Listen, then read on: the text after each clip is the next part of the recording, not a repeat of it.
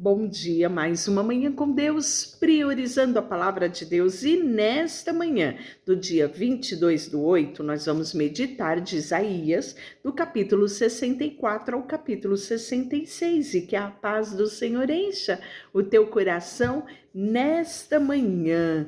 Capítulo 64 diz assim: quem dera abrisse os céus e descesse. Os montes tremeriam em tua presença, assim como o fogo faz a lenha queimar e a água ferver.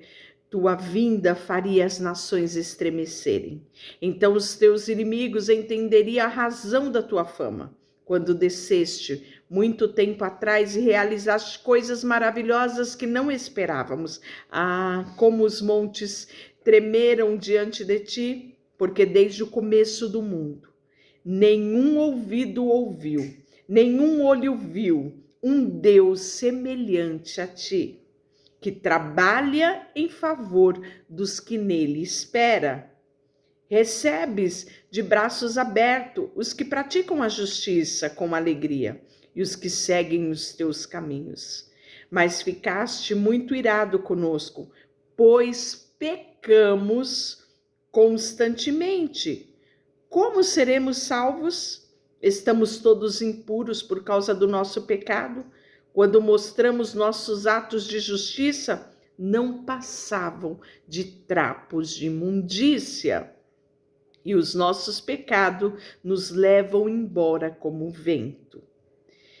É tão interessante aqui o profeta falar da grandiosidade de Deus, que desde a antiguidade, né? O versículo 4, em algumas versões, fala que desde a antiguidade nunca se viu, nunca se ouviu, nunca teve noção ninguém de um Deus semelhante ao Deus de Israel, ao Deus eterno, ao Deus supremo.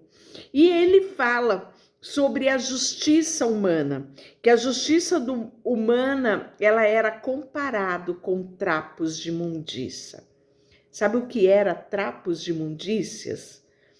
Antigamente não tinha absorvente e as mulheres, quando estavam no seu período menstrual, utilizavam panos. E esses panos velhos, né, que não tinham mais utilidades, que às vezes era separado para isso, ele era tido como trapos de imundícia, porque a mulher nesse período, ela era considerada imunda, ela ficava afastada, né, ali do seu convívio, para que ela tivesse esse momento e depois passasse pela purificação. Então, ele fala que a justiça humana são como os trapos de imundícia.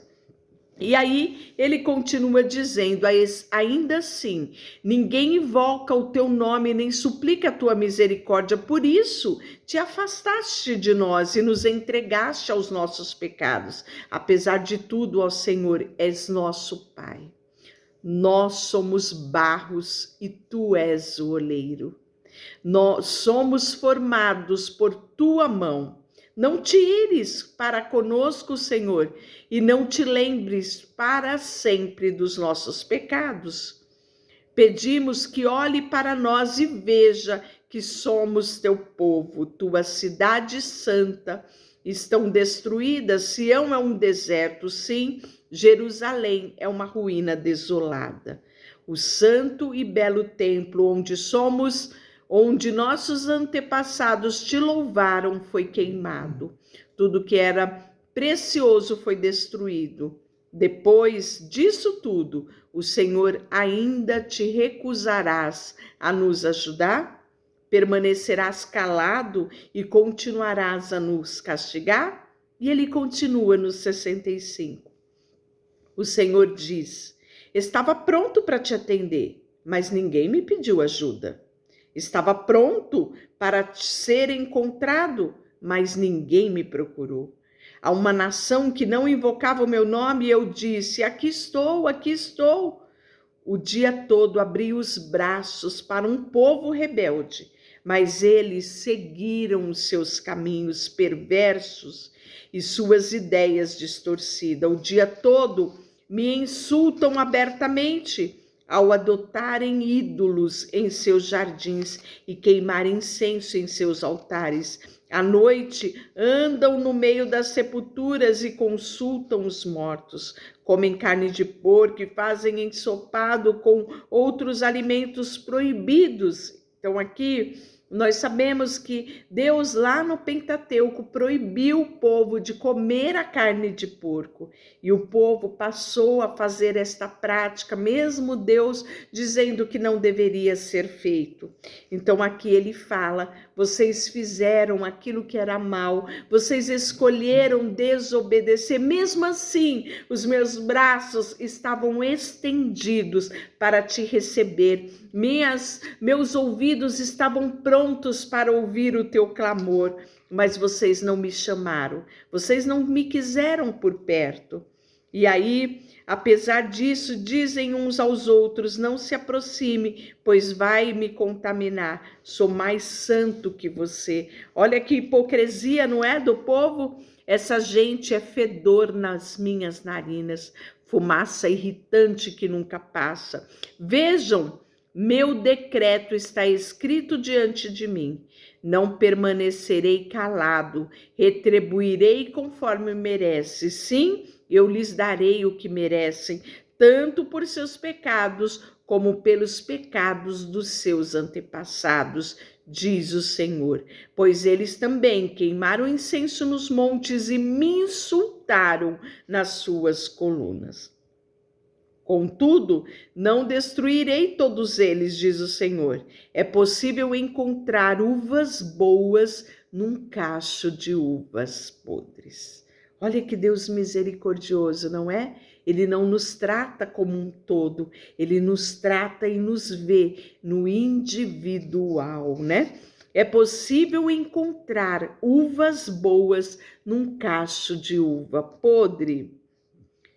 E aí ele continua: pois alguém dirá, não jogue fora todas elas, alguma hão de estar boas. Assim também não destruirei todo Israel, pois ainda tenho ali servos fiéis. Preservarei um remanescente do povo de Israel e de Judá para possuir a minha terra. Aqueles que eu escolhi a herdarão, e os meus servos habitarão. A planície de Saron voltará a ficar cheia de rebanhos para meu povo que me buscou, e o vale de Arcó servirá de pasto para o gado. Mas porque vocês abandonaram o Senhor e se esqueceram do seu santo monte, e porque prepararam banquete para honrar a deusa sorte e oferecer vinho misturado ao deus destino, hoje eu os destruirei à espada, todos vocês que se curvaram diante do carrasco. Pois quando clamei não responderam, quando falei não ouviram, praticaram mal bem diante dos meus olhos e escolheram fazer aquilo que eu desprezo. Então nós percebemos que sempre Deus alerta, Deus diz e reafirma: foi por causa disso, é consequência do seu pecado isso que você está sofrendo. E aí nós vamos ver que no capítulo 66, que é o nosso último versículo de hoje, diz assim: assim diz o Senhor, o céu é o meu trono e a terra é o suporte dos meus pés. Acaso construiria para mim um templo assim tão bom? Que lugar de descanso me poderia fazer? Minhas mãos criaram os céus e a terra. Eles e tudo que neles há são meu. Eu, o Senhor, o falei. Abençoarei-o, os de coração humilde e oprimido, e os que tremem diante da minha palavra, né? Então nós podemos ver que aqui no versículo 66:2, nós vamos ver o amigo de Deus, aquele a quem Deus abençoa. Quem é esse? Aquele de coração humilde, diz aqui no texto, né? O oprimido, o afligido, né? Aquele que tem prazer, sabe, de obedecer ao Senhor, né? Então nós vemos que este é um segredo compartilhado aqui no texto de Isaías, né?